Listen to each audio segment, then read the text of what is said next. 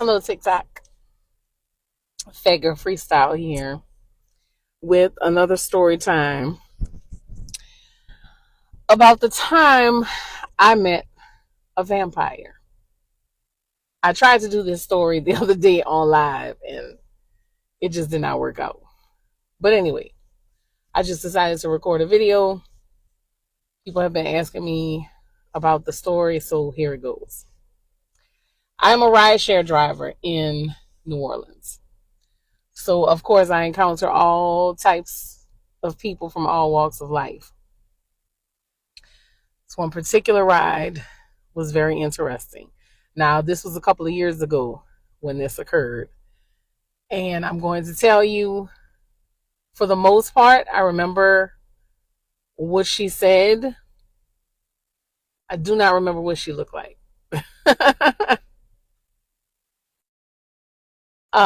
And there are some details that when the experience was over, like I had completely forgotten some things. But anyway, so I'm riding, pick up this passenger, and I remember our conversation. And the craziest thing is I can remember her voice. I can, and even as I'm telling you this, I can hear her voice in my head. And I can even picture like this part of her face around her mouth, her lips. I can see them moving as she's talking to me.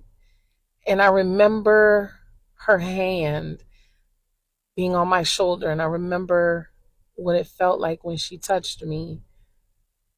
But a lot of other stuff, it's like was just completely erased. So I pick her up, and I do know that we were having conversation. I talked to many of my passengers, and she is telling me I have really great energy. So I told her thank you. She asked me some things about myself, nothing too private, nothing with too many details. So, I just kind of gave her some general info. And I remember her telling me that she wasn't from here. That I do remember. And then she proceeds to tell me how much she loved New Orleans, how much she loved being there, living there, etc., etc. I do recall asking her where she was from originally, and all she told me was that she was from very far away. And it's funny again because I'm hearing her voice in my head as if this is weird. And I've never shared this story with anybody, so TikTok, you're getting it first. um she touched my shoulder at one point, and this is where things got really strange. She touched my shoulder, and I felt like I just froze.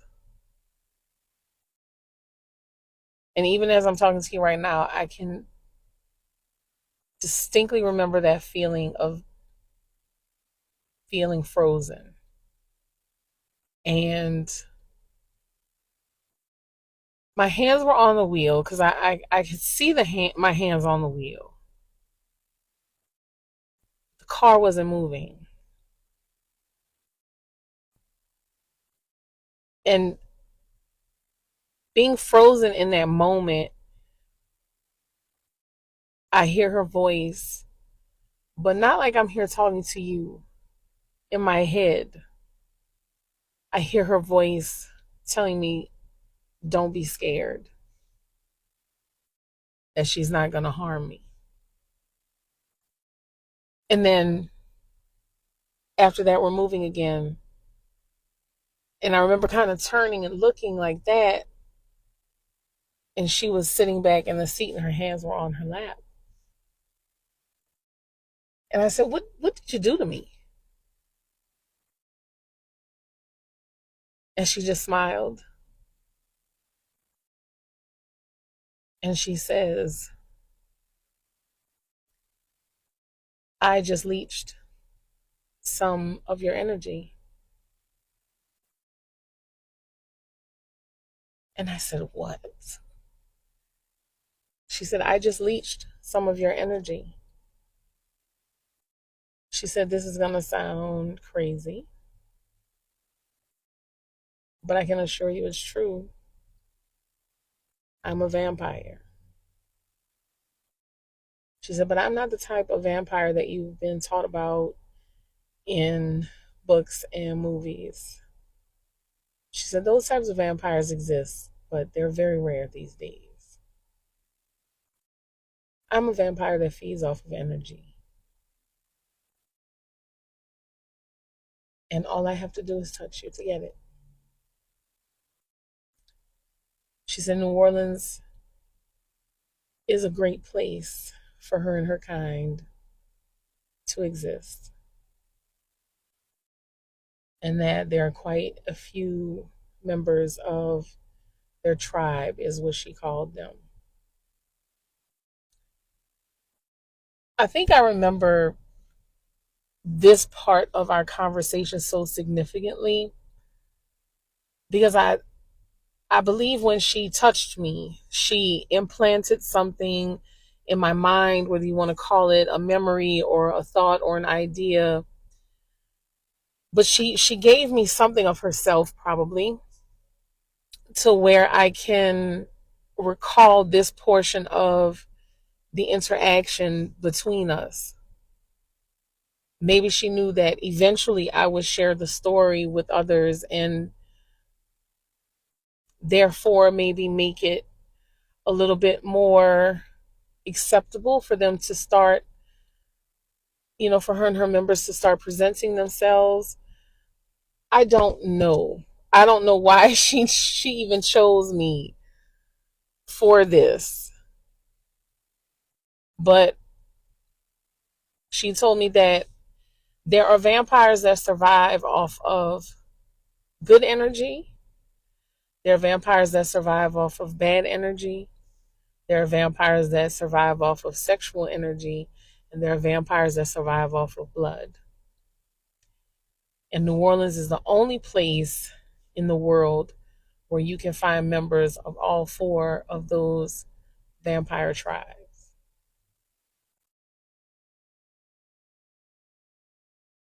Maybe she wanted me to remember this portion of it as a warning.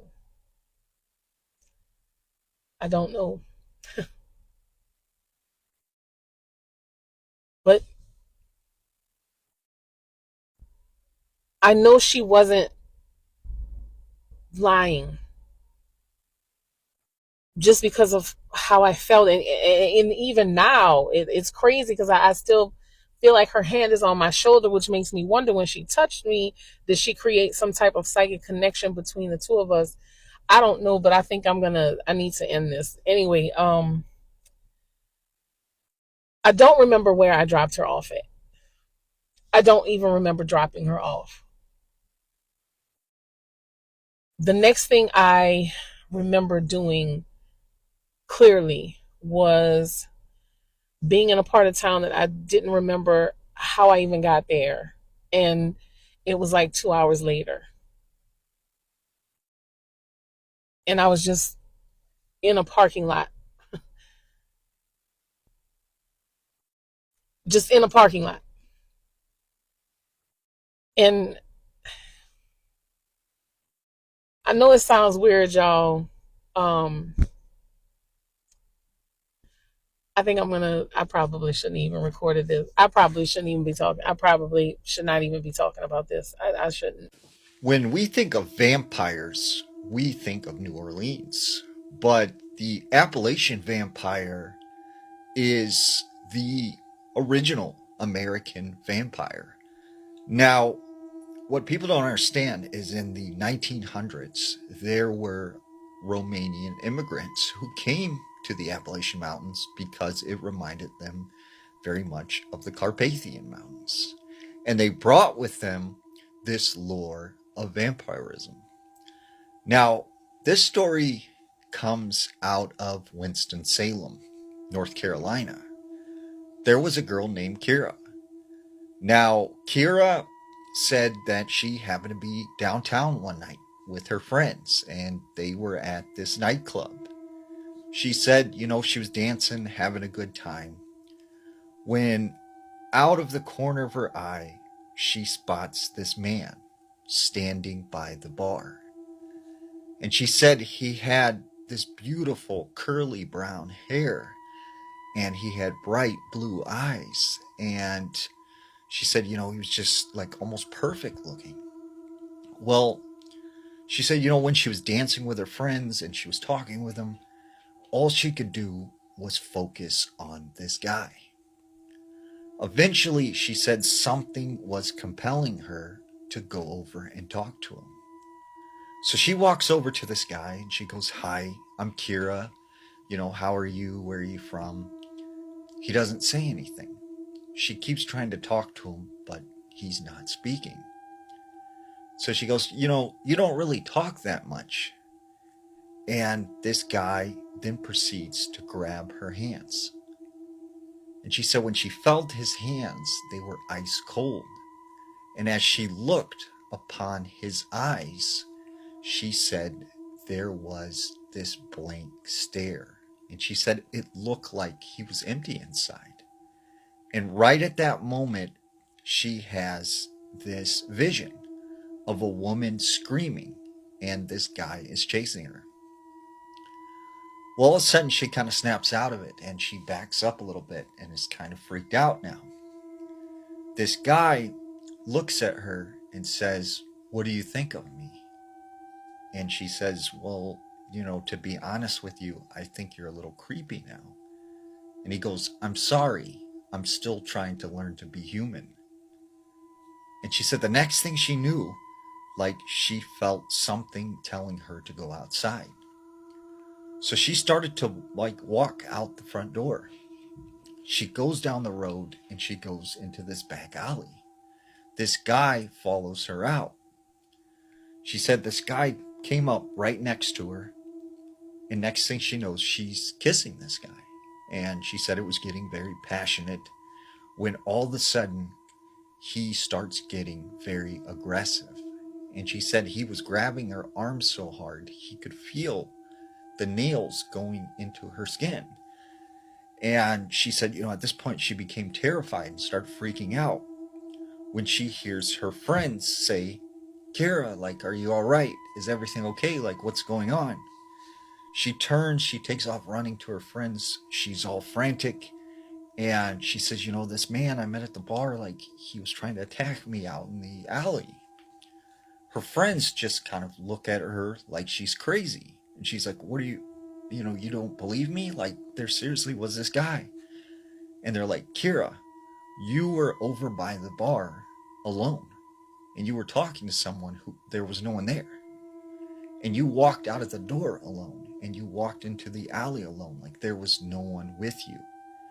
And she's like, "No, what are you talking about? He was there. He's real." And her friends are like, "Look, you've had too much to drink. We're going to take you back home so you can get some sleep." So she said she went home and she started to think, maybe it was me drinking too much. Maybe I just imagined this. Until she goes into the bathroom and she sees these scratch marks on her arm. Now, this next story takes place in Atlanta, Georgia. There was this man named Marcus. Now, Marcus said that he grew up in sort of a bad part of Atlanta. And he said, he was in a lot of trouble and wasn't on the up and up. Well, he said this particular night, him and his group of friends, they're hanging outside of their house. They're listening to music. And he said it was probably about 11 o'clock. So that's when all of a sudden it just got eerily quiet. And he said the next thing he knows, they see this white guy walking down the block. They said just something seemed like really off with him, but also like this looked like a guy that wouldn't be in that neighborhood. So normally they would go up to him and they'd be like, hey, what are you doing in this part of town? And call him out and stuff. But they said they felt like they were in some sort of trance. And this guy makes it all the way to the driveway. He turns and he walks right up to them. And Marcus said he stopped, right next to him. And his eyes were fixated on this one guy who they called Shorty G. And they said this whole time as he stood there, he just was staring straight at Shorty G. Well, this guy walks over to Shorty G. He taps his face and he says, "It's a nice night, isn't it?" And he turns and he walks away.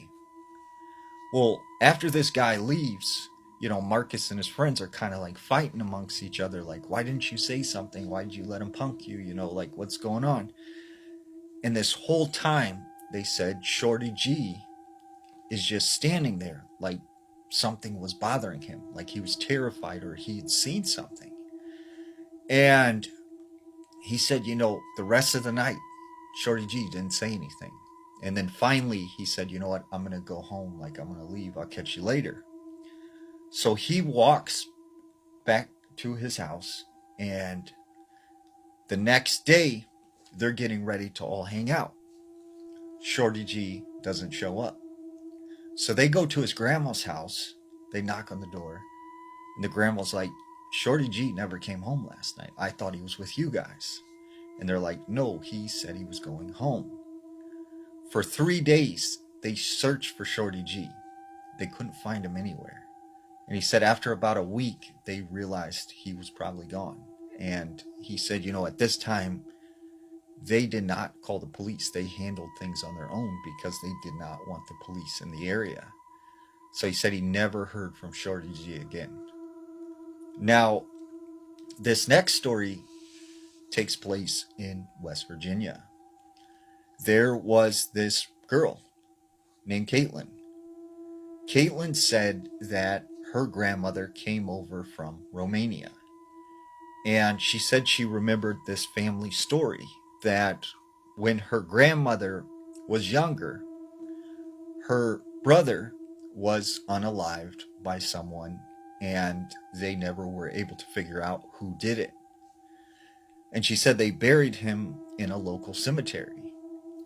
Fast forward many years later, they said, that they wanted to bring this case back up, and they'd found some new evidence. So when they went to bring up the body, they could not find one. And the grandmother said they never found out what happened to him.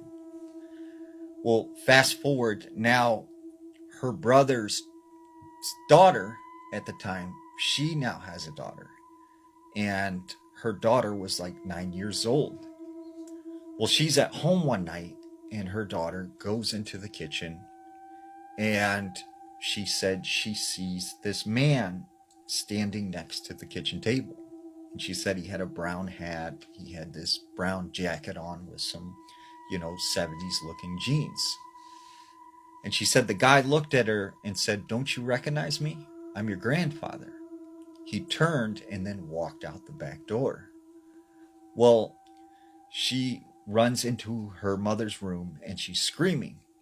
And she starts telling her mother, like, hey, someone was in the house. There was this guy and he was in the kitchen.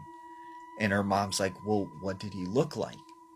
She starts describing him, and instantly she starts crying because she goes, that was my dad. That was your grandfather that you've seen. And her grandmother always said that in her country, they believed that sometimes people would come back from the grave, and they called them vampires.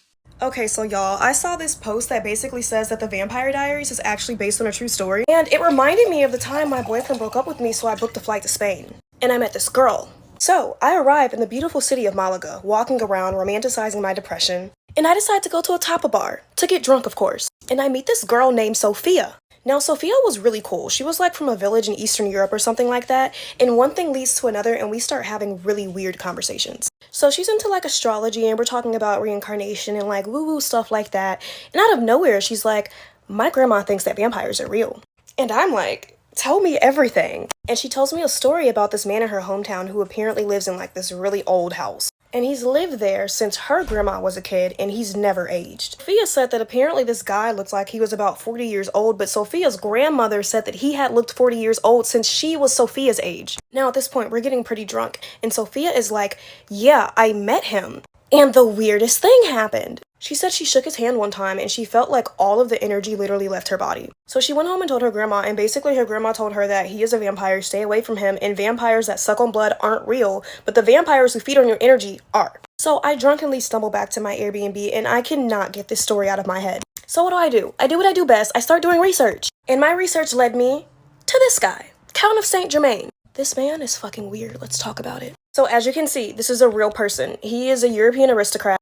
He was a diplomat, a composer, an alchemist, you name it. But here's the kicker, people would meet him like decades apart from each other and he never aged. Some people say that he even lived over a century and he never changed. His energy, his looks, nothing ever changed. So they got me thinking, is the random man in Sophia's village and this guy connected? Do they like know the same secrets? I don't know. I did more research. And I found out what this guy and the guy that Sophia told me about might have tapped into. So I fell into this rabbit hole of real life psychic vampires. And basically, these vampires feed on what could be called many different things. Energy, prana, chai, sorry. And they draw this energy from crowds, from sex, from emotion. And in a sense, they develop this cheap kind of energy that doesn't require sleep or food, or calories. They just take it from others. Real life energy vampires. And I found out that vampires throughout the centuries are actually more aligned with this version than the ones that like suck your blood.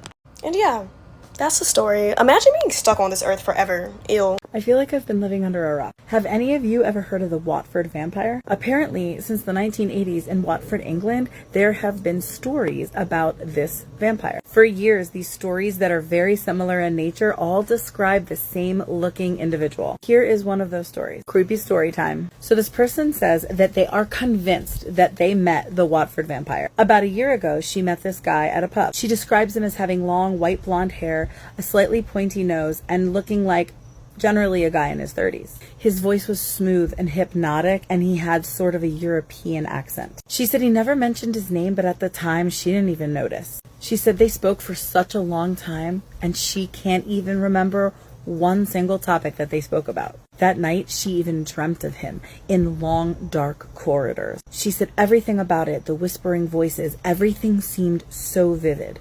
Too vivid. So she wakes up and she said she has this huge desire to just go take a walk. She wound up at the local cemetery. You know, because that's totally normal. She said it was so dark, but luckily not too cold. But she just felt very compelled to go there, drawn there. She says as she walked through the cemetery, he appeared again.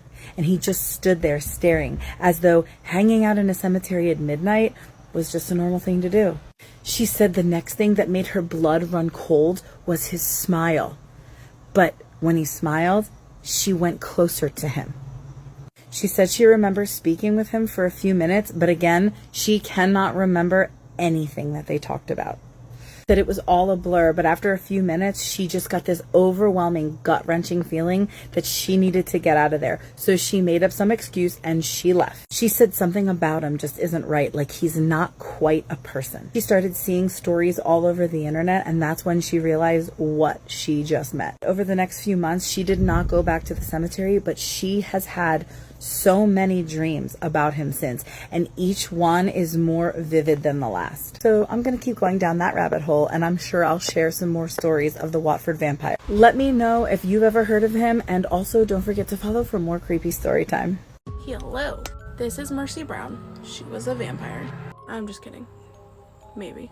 Anyway, Mercy was a 19-year-old woman that died in the 1800s in Rhode Island from tuberculosis. Several other members of her family, including her mom and her older sister, died from tuberculosis before her. And shortly after her death, her younger brother Edwin had also fallen ill with the same thing. Now, back then there was a huge vampire hysteria and people were very superstitious. So with so many deaths in the same family, people just began to assume that supernatural forces were involved. So they went to Mercy's father, George, and they were like, hey, one of your deceased family members is a vampire and they're killing off the rest of your family, so you need to take these bodies out of the ground and figure out which one it is and kill it. So he allowed them to exhume the bodies. His wife and older daughter were showing normal signs of decomposition for how long that they had been in the ground. But when they took a look at Mercy's body, they saw that she was oddly preserved for how long she had been in the ground, mostly because she was buried during the colder months of the year. They also claimed that her hair and fingernails had gotten longer, as well as there being some blood that was preserved around her heart as well. So they were like, yep, that's the one. They then took out her heart and liver and burned it, and then took the ashes from those organs and mixed it with water. They then gave that mixture to her brother Edwin, believing that that would cure him. And obviously it didn't, and he ended up passing away 2 months later. But yeah, in the end, the family just ended up having a really bad run with tuberculosis. Mercy was not a vampire. But this is her grave. It's located in Chestnut Hill Cemetery in Exeter, Rhode Island. I am convinced that I once went on a date with a vampire. Vampires are mystical creatures and don't really exist in real life, but actually do research, they do. And there's different types of vampires. I've heard that there's energy vampires, blood vampires, and Smex vampires. I think there's a fourth one. Correct me if I'm wrong. I don't remember which one that is. When I was still dating men, I decided to try out Hinge. I had been single for almost 3 years at this point, and I was like, why not? Before I start this story, I need you guys to understand that I have a lot of people in my life that have passed away, and I am divinely protected. Like, my spirit guides and my people reveal themselves to me constantly, especially when I'm in a place that's dangerous. And the reason I'm telling you that is because it does matter for the rest of the story. Match with this guy. He asks me on a date for that following Sunday, and I'm like, yeah, like, sounds great. He tells me once I text him that I arrive, and he's like, where are you at? I tell him we agree to meet at a specific location. I remember seeing him from a distance, and I just remember feeling like a sinking in my stomach. And it wasn't anything like he didn't look like his photos or anything like that. It just, there was just a vibe. So we see each other, I wave, he waves back, we meet up, we hug, and I feel like something is really off. And there's nothing appearance-wise that's off about him, it's just a vibe. That's all I can say. He tells me I'm really beautiful, I'm like, thank you. And then he does this weird thing where he takes a step back, and then he does this. But it was creepy. It was creepy. It wasn't like an admiration of like, wow, this woman's really beautiful. I remember the word predator coming into my mind. And I was like, why am I thinking that? Like, why am I thinking that? So anyway, we sit down and we start talking about what we originally had connected on, which was that we were both spiritually gifted, right? One of those conversations where you're like connecting about something that you have in common, right? So he goes on to say like, let's go ahead and get dinner. So my fajitas come, and I remember immediately I could smell the meat and it was sour. Like, it was just a bad meat, I could tell. I'm not about to complain because I'm not the one paying, and I just don't complain. I think now, today, I would, but that's regardless of the story. So I ask him to smell the meat, and I ask him if he thinks that it smells bad, and he's like, no, I think it smells fine. I'm not convinced. I just eat my sides, and I like avoid the meat because I'm just like, whatever, not interested in eating that. So towards the end of dinner, I go to use the restroom. I'm in the bathroom by myself, and I'm washing my hands, and I'm looking at myself in the mirror, and I'm thinking to myself, something feels really off, and I don't know why. And as soon as I think that, this ginormous fucking earthquake starts happening, right? I'm talking, the stalls are opening, closing, opening, closing. The light fixtures are spinning, the lights are flickering. I almost get knocked off my fucking feet. I grab the sink to like hold myself up, and I'm thinking, like, I grew up in California. I've been through tons of earthquakes. I'm like, holy shit, this is at least like a 6 or a 7. I remember like just feeling really scared, and I saw someone in the hallway walking, like it was a man walking to the men's restroom, and I remember looking at his face, and I could have asked like, did you feel that? But I just was paying attention to his facial expression, and he looked unfazed, and I was like, that's weird. So I make my way out into the dining area, and I'm looking around, and everybody is just acting normal. I literally felt like I was in that movie Freaky Friday when they come out of the bathroom after that earthquake, and like nobody is phased, and they're like, what the fuck? That's literally what I thought about and exactly how I felt. So I make my way back to the table. I sit down, and I'm like, oh my God, are you okay? And he's like confused, like, yeah, what are you talking about? And I'm like, did you feel that earthquake? He tells me, no, I didn't feel anything. What are you talking about? And I'm like, there was just an earthquake in the bathroom. And he's like, well, there wasn't an earthquake out here.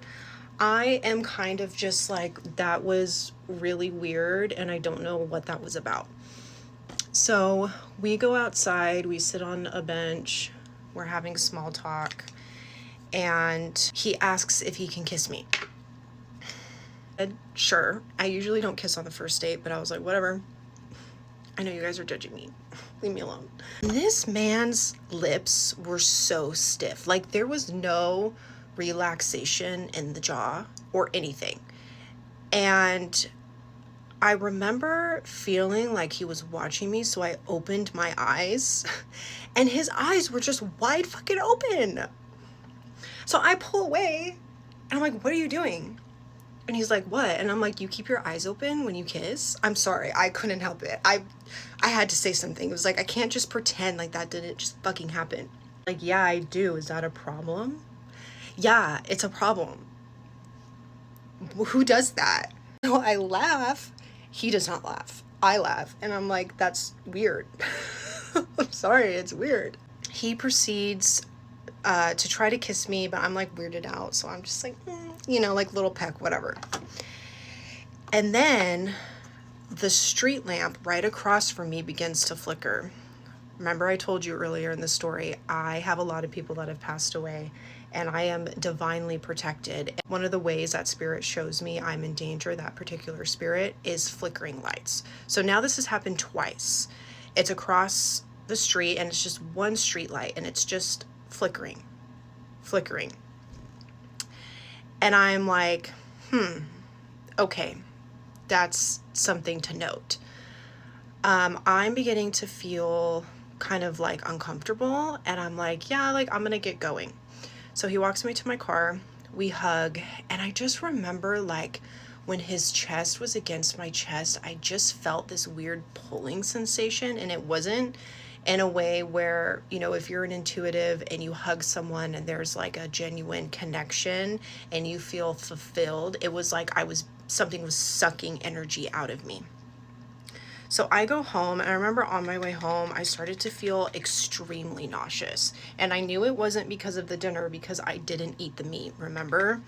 So I'm like not feeling good. I go to bed, whatever. I never really hear from him again.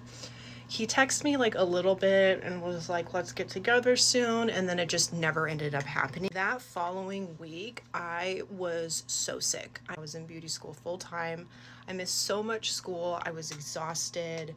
I felt sick. I remember I had no color in my face.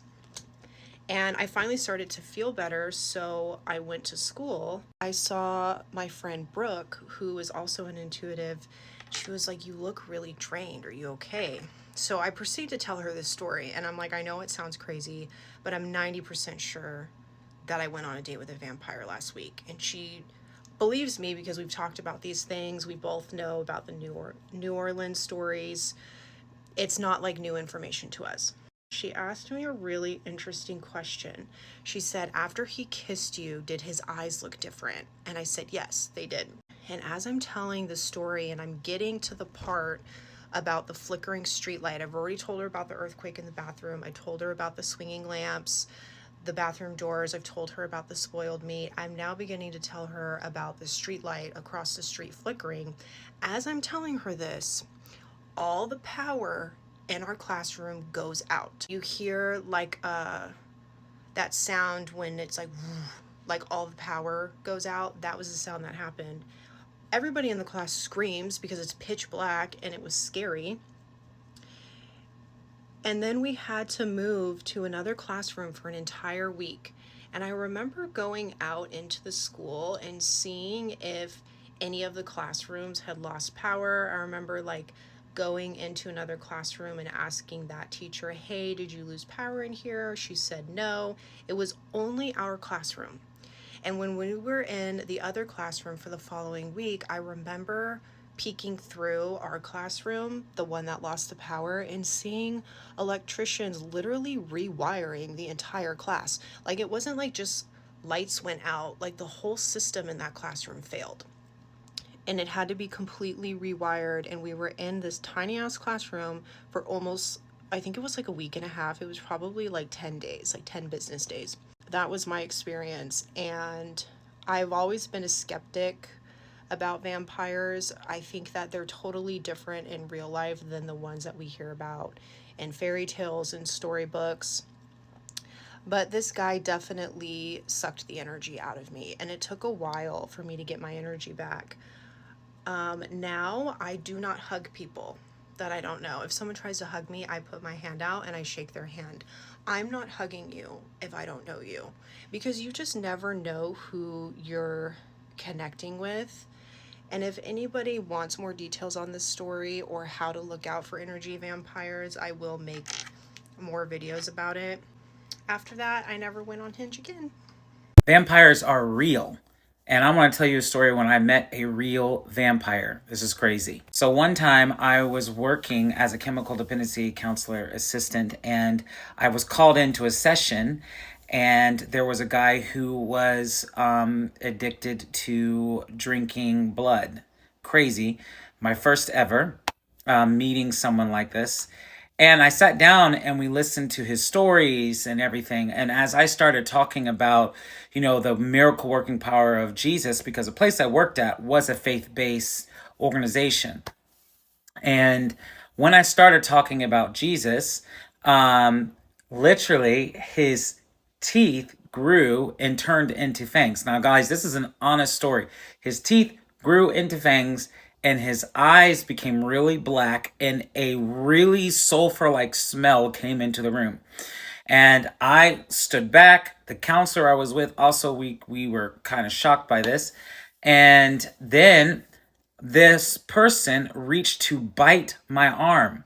Now, I moved my arm out the way, and then I grabbed his shirt. I pulled him in close to me, and I said, in the name of Jesus, do not bite me. So this person sat back, his fangs disappeared, his eyes changed back to normal, and he said, I don't know what happened. Now, I'll tell you what happened.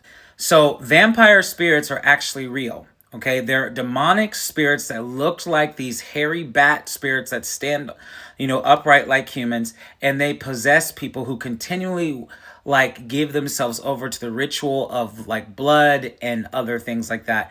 There are real demons that actually possess people to carry vampire-like qualities, and this guy had that, okay? But I want to tell you what's cool.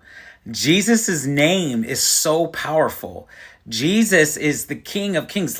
He defeated every demonic spirit, every principality, every power and ruler of darkness. He defeated them. And because I am in him, I have authority over every demonic spirit. Okay? And that's what's so cool about this is that spirit, that vampire spirit that was possessing that man could not harm me because I had Jesus's power. I belong to Jesus. So what happened to that man? We prayed for him. He accepted Jesus into his heart, and he was set free like that. That spirit left him. It is amazing. God's presence and power is amazing. So vampires are real. You don't want those to enter into your soul. Jesus has the most amazing power. Amen.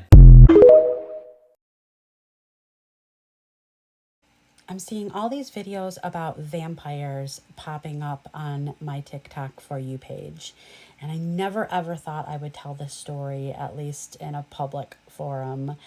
But here goes. This is my vampire story. It still baffles my mind when I think that, say that, and I still get the creeps with the memory of any of this. And I'm going to be a little bit cryptic, if you get my drift, with regards to some of the experiences. But several decades ago, I had lost my job. I had just had my baby girl. So she's going to be 30 this year. So that's how long it's been. And I had gotten a job interview at a local business. Again, I'm not going to say what kind of business. And I went to this interview and I immediately felt something odd with the owner of this business. There was something so mesmerizing about him. He wasn't good looking, but he was good looking. It's hard to explain. Like, there was just something strange about him, and he just felt almost hypnotic. And he said, I'm interviewing for a couple more people, and I'll give you a call in a couple days and let you know if you get the job. Okay. I did get the job. A couple days later, he gave me a phone call and he said, I am offering you this job at this pay. And it wasn't bad. The hours weren't bad. The pay wasn't bad. And I said, let me think about it. I had another offer on the table. And he said, please let me know by tomorrow. And I'm like, understood. So I had called my mom, and my mom was very intuitive, even though she didn't really want to admit that she was.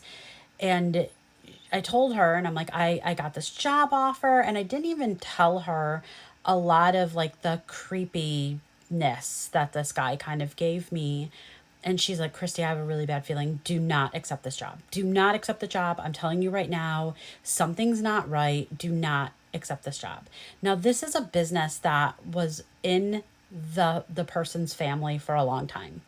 And so it wasn't anything out of, it wasn't like a starter company. This person was kind of known in the community. My mom didn't know him, but so it was a substantial, real job. And I'm like, Mom, I don't understand. I need a job. She's like, you're going to get a job offer from that other place that you interviewed for. Just stick it out. Tell this guy no and accept the other job once it comes. And I'm like, this job was actually, it was pretty good.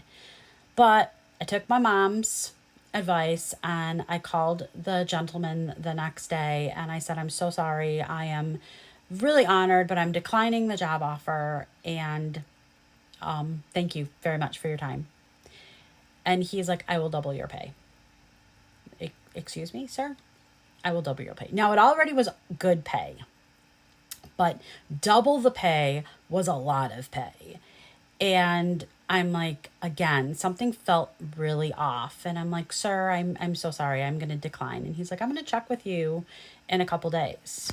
And there was just something very ominous about the way that he said that. And that night, I ended up having a dream with him in it.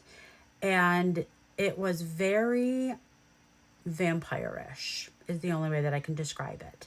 And the business that he was in also spoke volumes for that. So a couple days later, he called me. And I said, again, sir, I've accepted another job, and I did not tell him with whom. And he's like, I will triple your salary. And I'm like, I'm sorry, sir. And he said, I can tell that you are very psychic, and I can tell that you know who I am and what I am. And I think it would behoove you to take this job. What? So I told him again, no, thank you. And he said, okay. Now, this was like, internet wasn't really a thing. Like, you couldn't really look people up. There was AOL chat and such like that, but you couldn't really look people up like you can now. And so I ended up accepting a job at a cabinet store and as an office manager. And I didn't hear from him, but I was still having these weird nightmares with him in it. And I'm like, it's just got to be in my head, right? But it was almost like he could read my mind. It was very strange. Well, guess who showed up at the kitchen store the second day that I started? Yeah, this guy. And it's like he knew that I was going to be there. He's like, hi, Christy. And I'm like, excuse me, what are you stalking me? Like, what are you doing here? And he's like, I'm ordering a new kitchen for the business. Like, it was nothing. And he continued to come in my dreams. About a year later, I ended up taking a job at a fireplace store as an office manager. A couple days into that, this gentleman walks in and says, I need a new fireplace for my business. Excuse me? Now, I'm not going to say everything about the business and everything about him, but you might be able to figure it out with a clue. And that is, he lived above the business. That's all I'm going to say. So he's like, yep, I need a fireplace. And I'm like, sir, I don't understand why you're here. And he continued every time. He's like, would you like to work with me? I'm like, nope, I'm good. I'm good. I worked at the fireplace store for a couple of years, and he would every once in a while call and he would ask for the fireplace to be serviced. And I ended up telling my boss at the time, like, how I felt about him. And he would laugh and he's like, I'm going to send you out there with the tech. And I'm like, no, you're not. But he was like, yeah, something's strange about this person. Something is almost like immortal. Even if you look at the family lineage, it's like he's existed before. And it wasn't like his great-great-grandfather. It was like him. So I ended up quitting a couple of years after that, and I worked for a school district. And guess who showed up at the admin office? Him. And in the meantime, he's still coming in my dreams. And every once in a while, he's still calling me and asking me if I want a job. And no. My mom had passed away. I'd gotten a divorce. I mean, we are eons into this. And I ended up running into him at a store, and he, like, do you remember everybody you interviewed like one time? Because he either has a really crazy memory or it wasn't like a stalker. He just wasn't. That wasn't the case. It's just, again, it was very vampiristic. Is that a word? And so I ran into him, and he's like, hi, Christy. And again, he's like, how are you doing? And it was just very kind of Norman Bates creepy.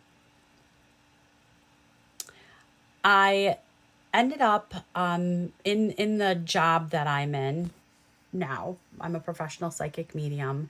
I ended up having to go to a competitor of his to work on a case.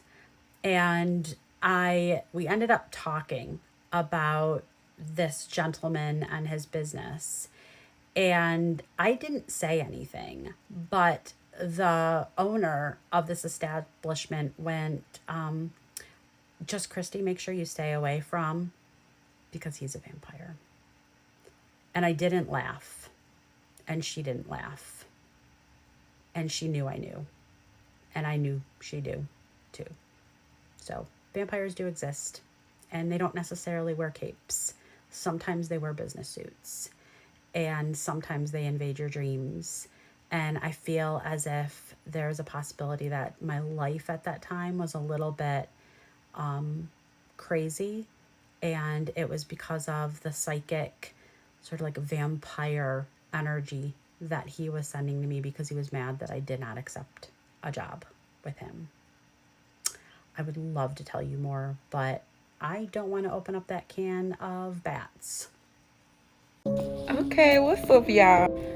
So I seen a girl make a video about how she was from New Orleans and she ran into a vampire on her, I think it was UPS, or she works in the mailing industry, so she was delivering to what she think was either a vampire or a witch.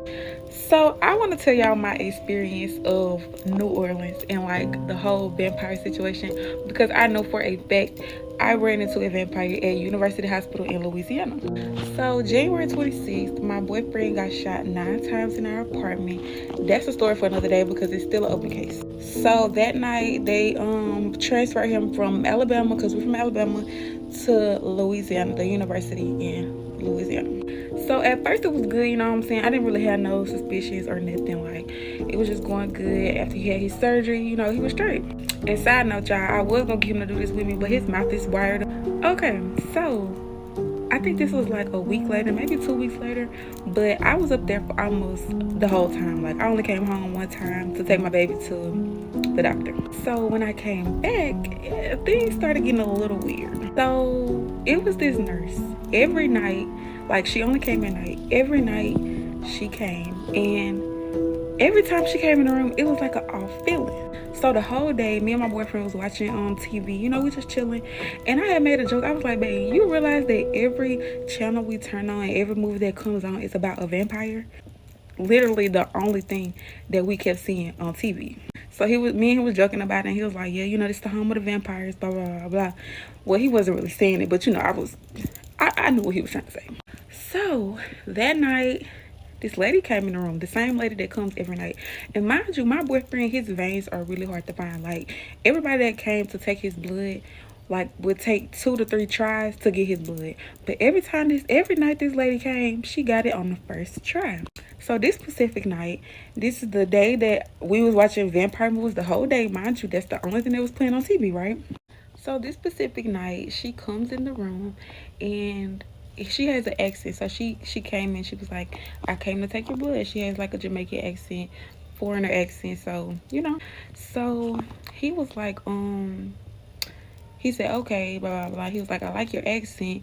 Where are you from? And so I forgot what she said. She either said Jamaica or Honduras, something like that. And so he was like, okay. He was like, how do you like it from your home country? And she was like, I like it. It's death everywhere. So we kind of look at each other. We're like, okay, like, that was a little weird. So boom, she takes the blood. Mind y'all, she does this in less than 30 seconds. Like, I kid you not. She stick it in there, got the blood, and was walking out. So my boyfriend, he made a comment. He was like, you get my blood so fast, you must be a vampire. Y'all, I kid you not. This lady turns around, mid-walk out the door. She turns around, looks us in our eyes, like, contact, and she says, yeah. Now y'all probably like, nah, she probably just playing, like, nah.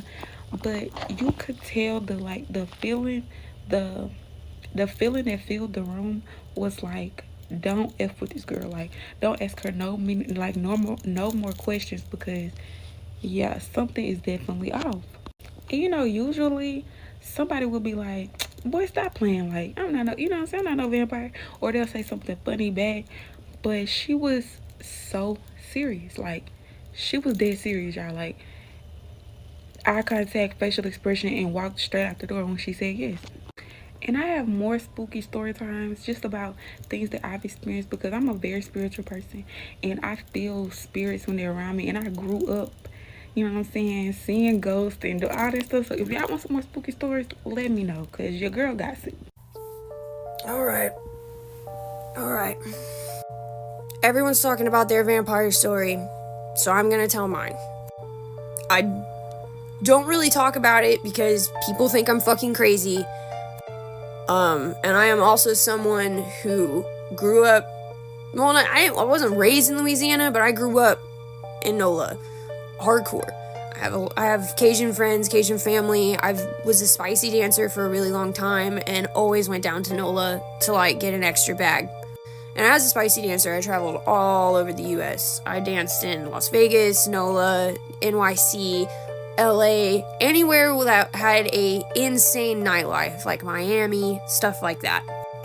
And I'm also a lover of places with a very rich history and rich nightlife. So NOLA was just, like, home for me, you know? Like, anyway, so one of these days that we decide to go and travel, I have a girl group that I traveled with, and it was myself, Fox, that's what the girls knew me as, Hennessy, Brooklyn, and Tia.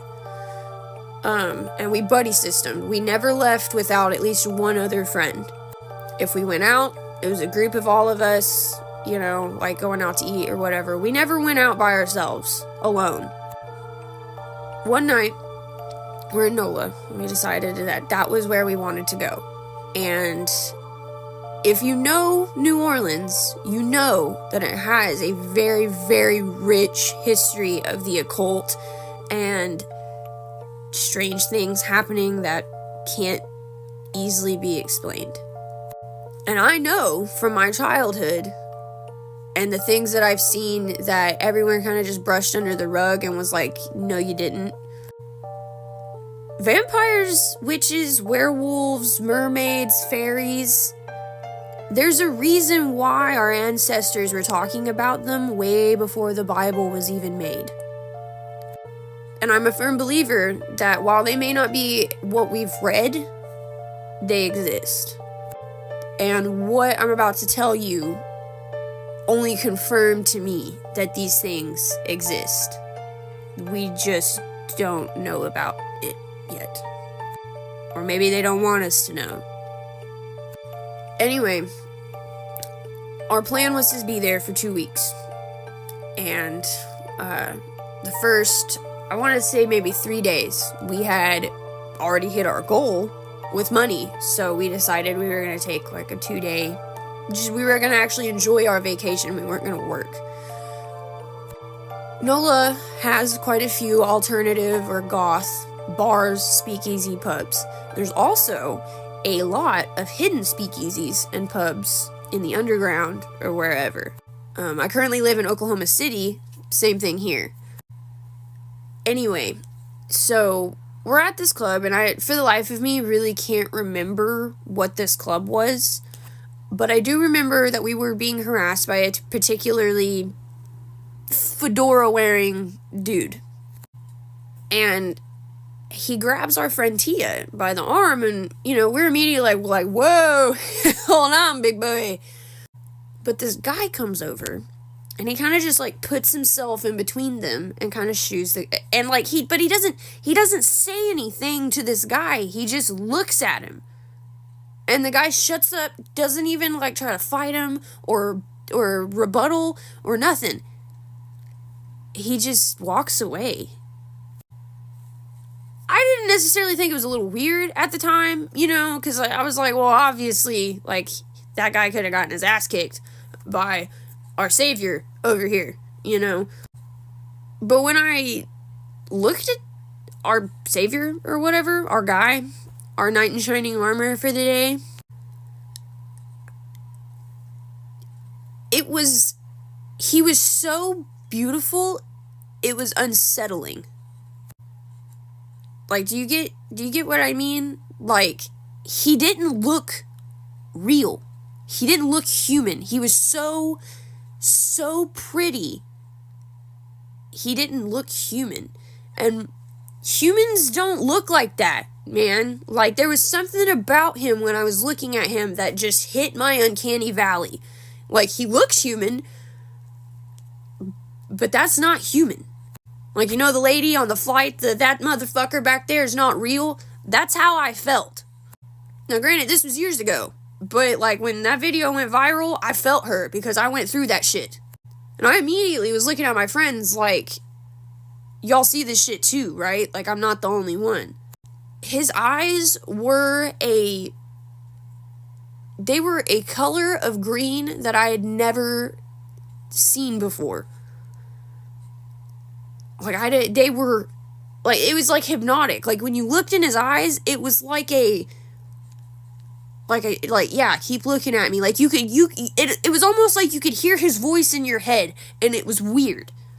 And I'm autistic, so I already don't like looking people in the eyes, but that dude made me fucking uncomfortable. Every time I looked in his eyes, I could hear his voice in the back of my head. So I'm over here shaking. I am tense. I do not want to be here. I want to leave. The look that this guy gave me when I was like, I'm ready to leave. Like, I thought it in my head, and then he looked at me, and I looked at him, and we shared a moment. And in the back of my head, I heard, no, you don't. And I straight up, like, if you've seen the video of the lady talking about how she gave a vampire a Lyft drive, and she felt like honey, like, drifting over her, like a sense of like everything's gonna be okay, kind of, like I'm not looking for you kind of thing. That's what I felt too.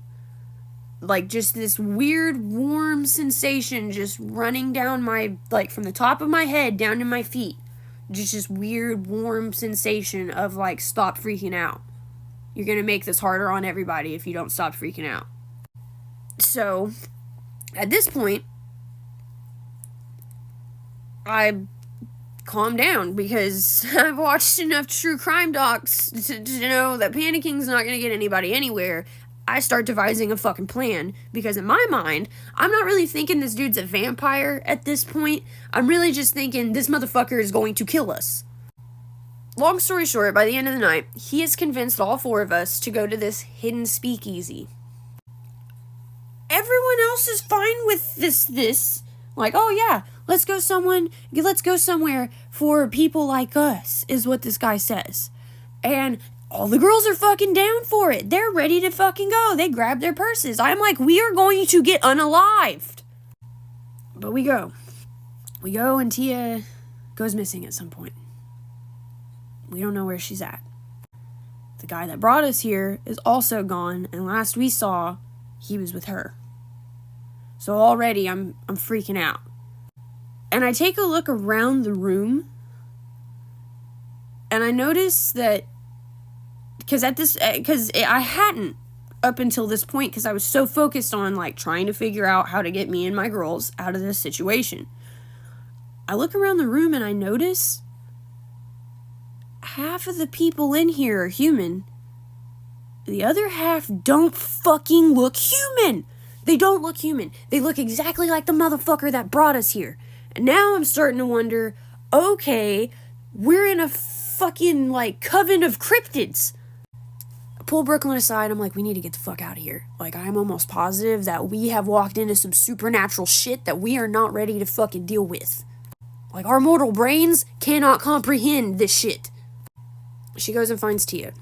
She's making out with the guy that brought us here in the corner.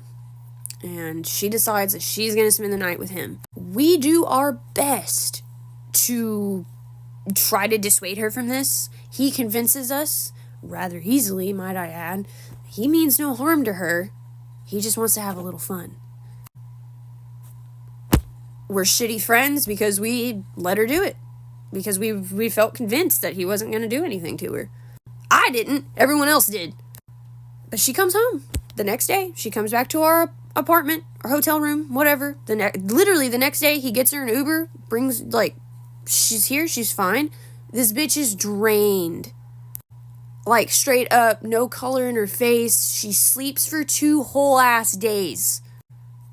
Later, after we get home and stuff, she mentions that she might see him again, but she wasn't really sure that she liked it because he kept biting her.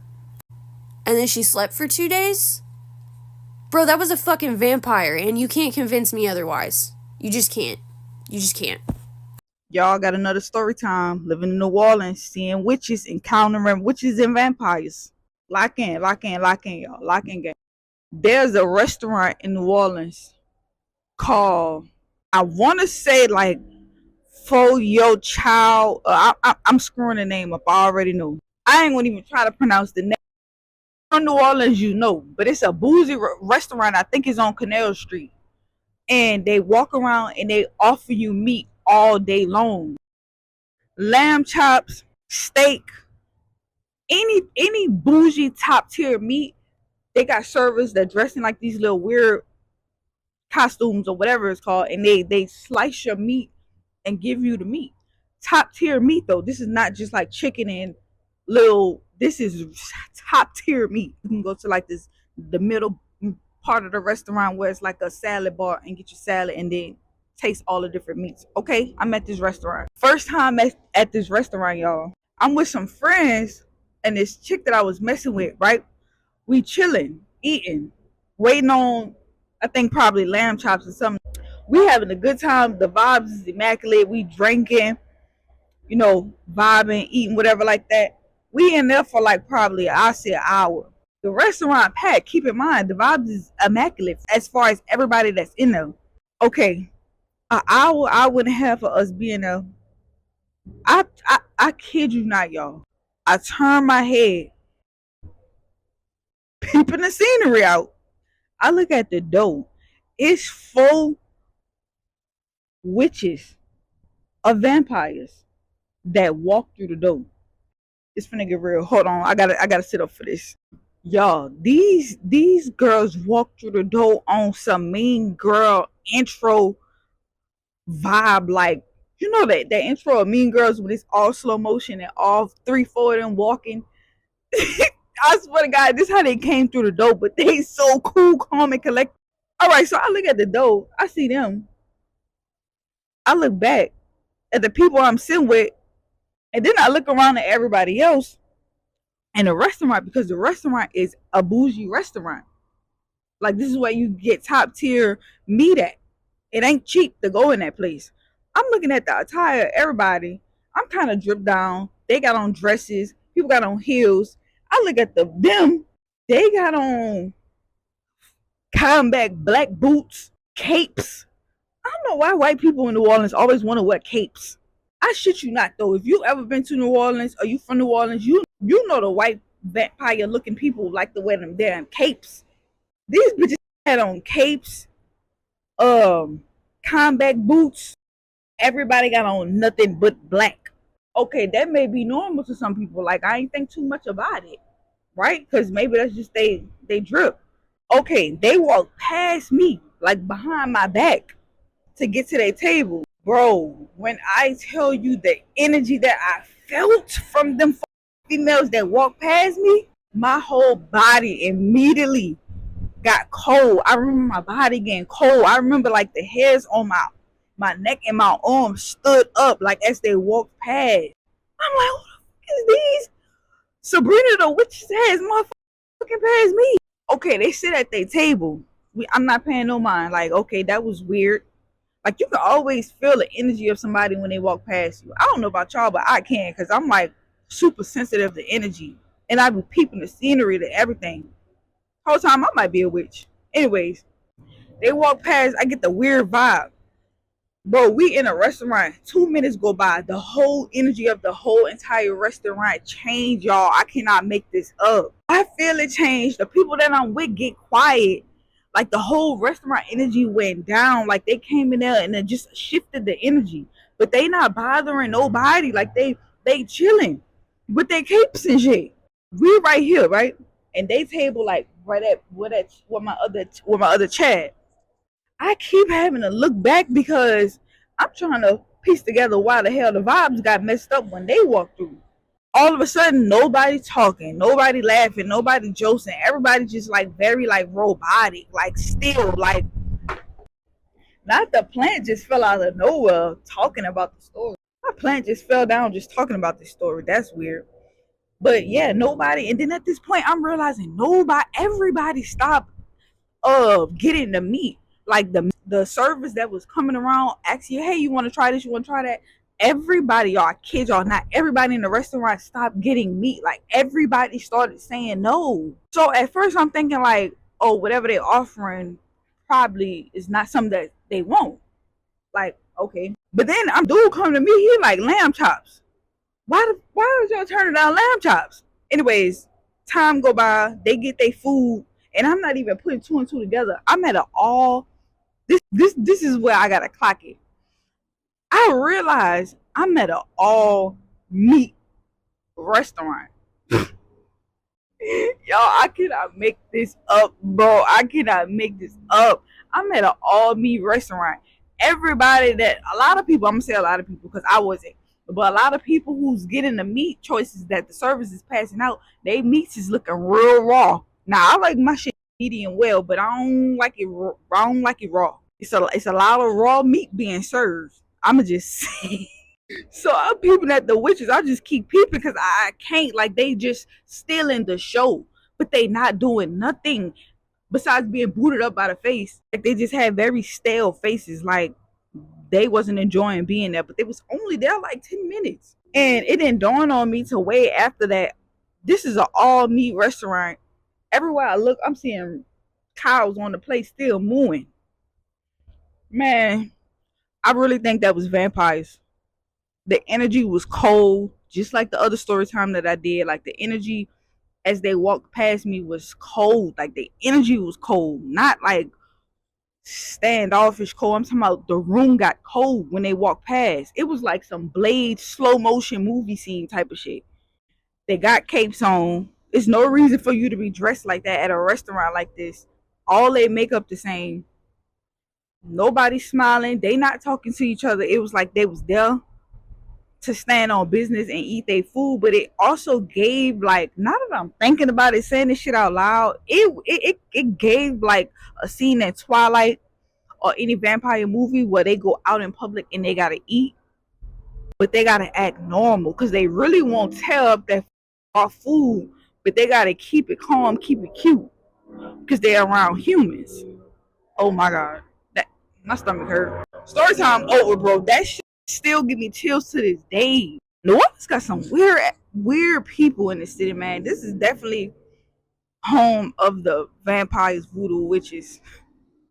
This story will tell you why I believe in vampires, and I have waited a year to share this story, quite frankly, just because I was too scared to share it. I didn't know if the bad energy would come for me. It honestly was just so freaky. I told some friends in person. Some people didn't believe me.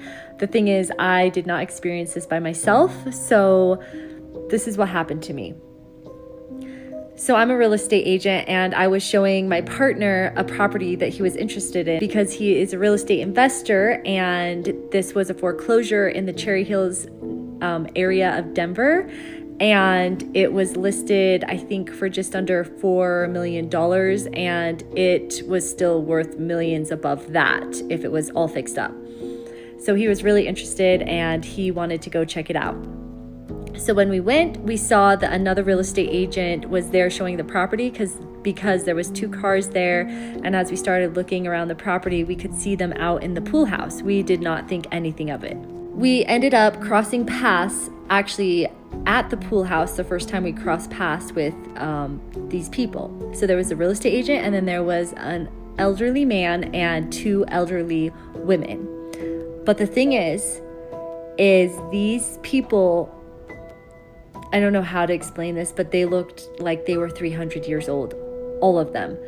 And to make it look even more concerning, both women had wigs on, apparent wigs, because you could see they were kind of coming back. And these wigs had dust all over them, and they were crooked. And then they both had makeup that had been caked on over and over and over without being washed. And the man had hair about down to here, and from here down was completely white, and then the rest of the way was black. He had dyed it, but it had been not dyed for this long.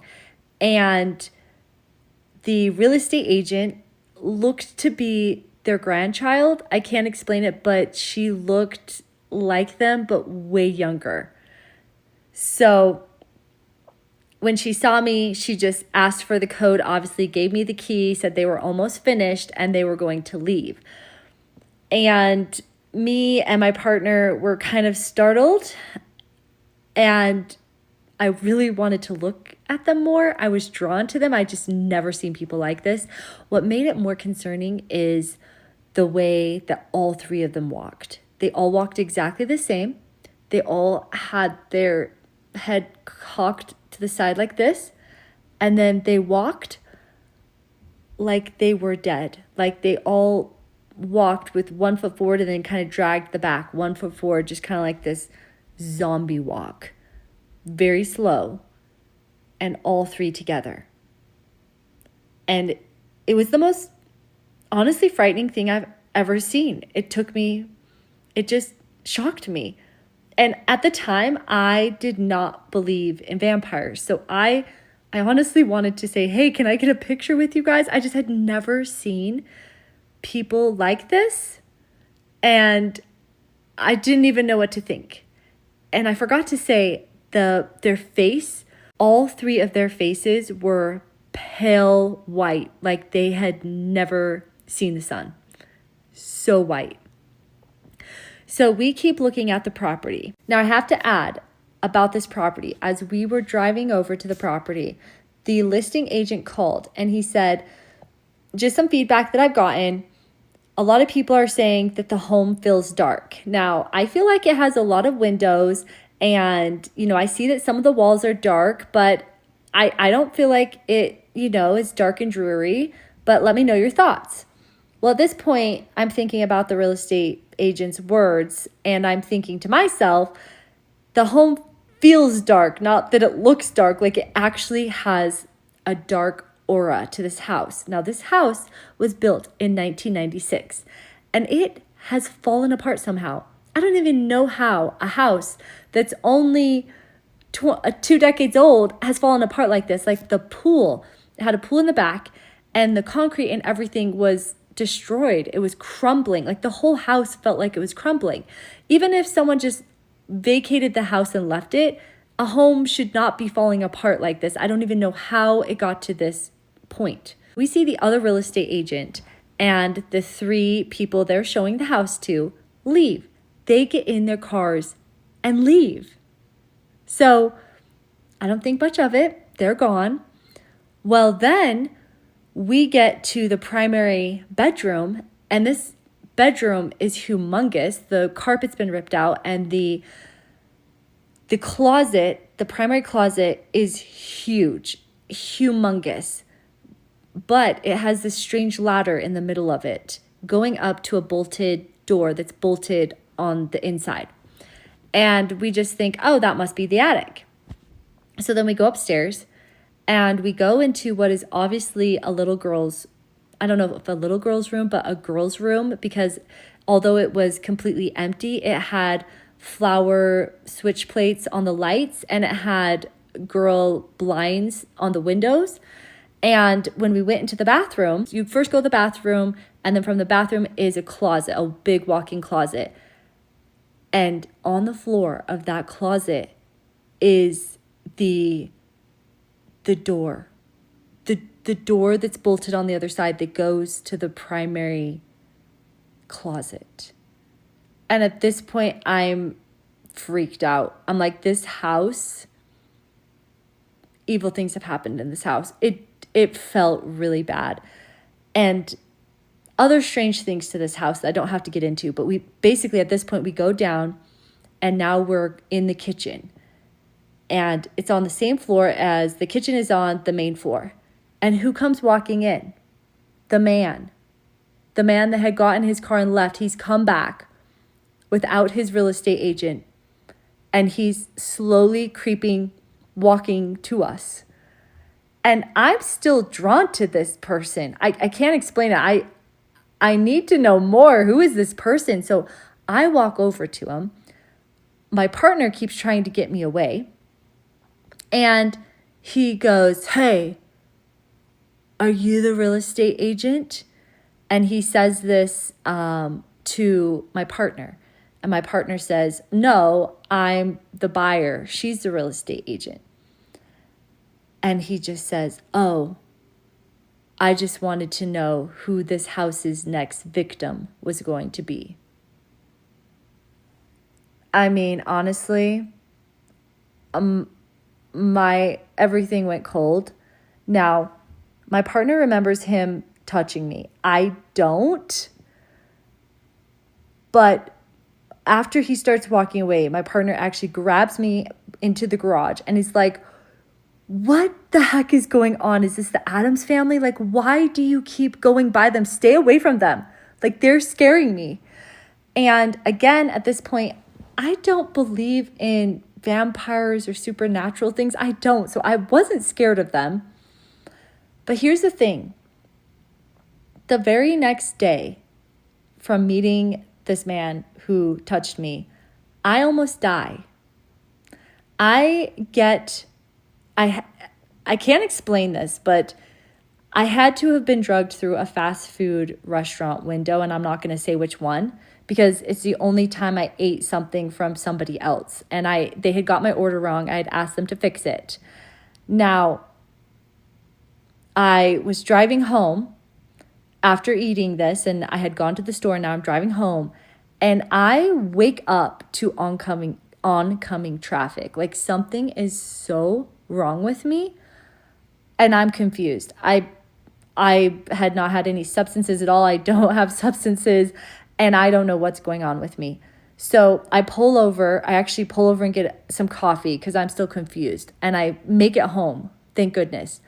And by the time I get home, I get in my bed, and I am feeling really off, confused.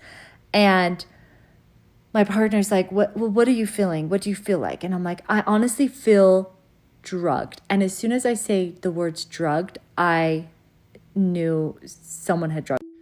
This dancer saw something she shouldn't have.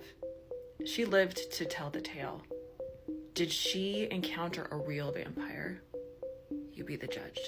This is a true story of how I ended up in VIP with a vampire. For those of you that don't know, I'm a dancer in New Orleans. And trigger warning, this is the craziest shit I've ever said.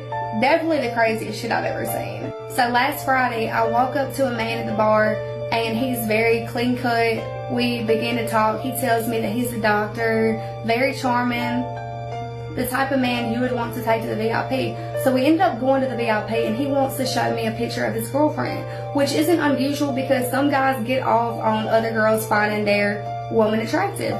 So I'm here for that. Let me see her. I'm gonna hype her up. But he scrolled on the wrong picture, and he panics and he tries to scroll, but he knows that I had already seen it.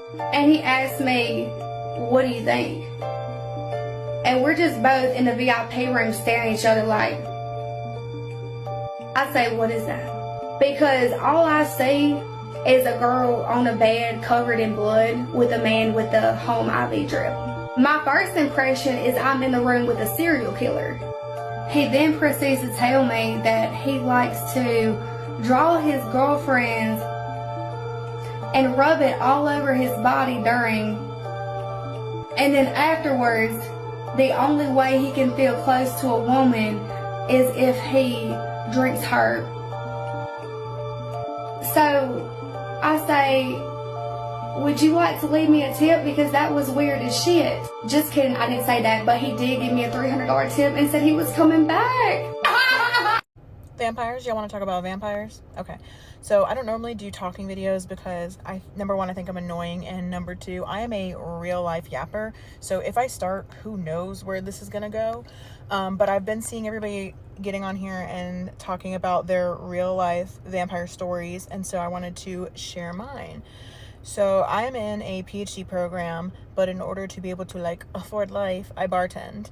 And I bartend in rural West Georgia to set the scene, 30-45 minutes from Alabama, rural. And I work at this small bar. I like to say it's like a step above a dive bar. It's not a dive, but it's not like a chain. It's not fancy, so I like to say it's a step above a dive bar. And most of my guests are regulars. So I have regulars that come into the bar every single day. I know they're going to be there. I know what time they're going to be there. I know what they're going to drink.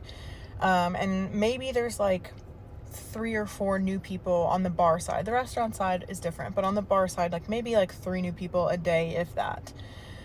Okay, so this is the middle of the week, maybe 3 or 4 p.m. It's dead. I mean, I think I have 3 other people sitting at the bar. And this person walks in and they sit down at the bar. Okay, so I'll describe the person and I'll describe their demeanor as well. And then I'll give some details to what sort of made me believe that this person is a vampire. So first of all, you know the trope of vampires have really pale skin? Opposite of that. Okay, complete opposite of that. This person had a beautiful dark skin, probably the darkest skin I've ever seen in person, darkest skin I've ever seen outside of editorial fashion magazines, so really dark, beautiful skin. It just looked smooth, there were no pores on this person. I'm saying this person because to me they were male presenting. I don't know. But so he had blue eyes, like neon blue almost. So I was immediately, I saw this person and I was like, these are either contacts or you're a vampire. I mean, this was an unnatural color for somebody to have for their eyes.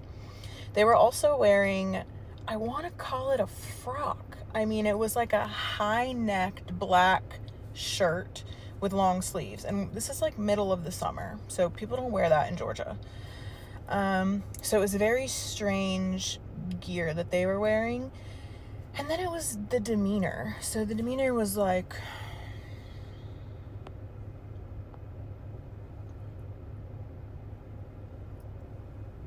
okay, like looking around like, what is this place? Like they were trying to understand the culture that was going on. And so you might be asking yourself, like, Jess, could this person have been a thespian? Could they have been, was he a man of the theater? Possibly. But again, we are in West Georgia. So, I mean, like, local community theater at best. And that's no shade to community theater. But this man was, like, if this person were an actor, they are method. Like, he did not break. His characteristics were very specific. Okay, so he spoke very little.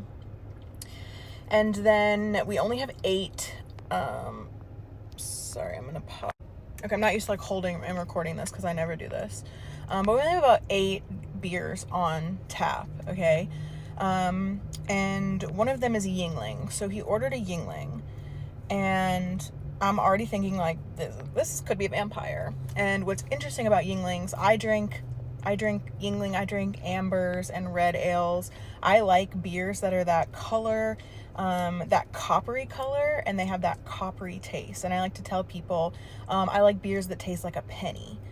What's interesting is, you know, if you've ever tasted blood before, if you've had like a cut or something, okay, blood tastes like a penny. Blood tastes coppery. There's a coppery taste to blood.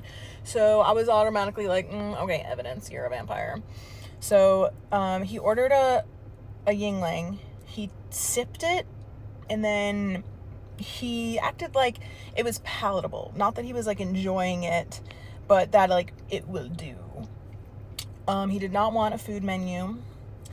And then let's see. Okay, this is where it got weird. Was I'm already in my head like, first of all, okay, let me pause. Something about me, I am a skeptic who wants to believe. So I'm open to your conspiracy theories. I'm open, like I'm the mythical creatures. Sure, yeah, they're out there, but I need proof. I need evidence. So I'm willing to go on this ride with you, but you're gonna have to give me something.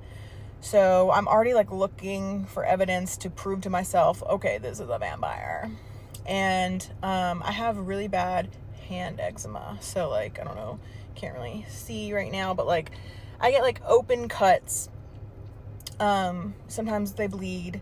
So on his second Yingling, I notice like I'm bleeding, and I have his little pint glass in my hand, and I hand it to him, and I hesitate, like, I don't want to like trigger you. If you're a natural born hunter, you're a predator, you're gonna lunge at me right now. No. So I like hesitated and then gave him the beer. So he laughed, but not with his mouth. Like I heard it in my brain, like a thought. Like I heard him laughing in my head, like I was recalling a memory of someone laughing. I didn't hear it like an auditory response to something. Okay? And then, I mean, that was pretty much my only bit of evidence that I had, but yeah, he just seemed like he had great disdain for everyone around him. Which, you know, it's rural West Georgia. If those ain't your people, them not your people. But he just seemed like he was either a vampire or he was like from London, you know? Like, I'm just better than you was the vibe. He only had the 2 beers. He didn't eat anything. And so the total was probably like $9 something. And then I think he left 40. So really good tip. Never saw him again. Haven't seen him since. I don't even know if anybody would remember him if I brought him up. But that's my vampire story.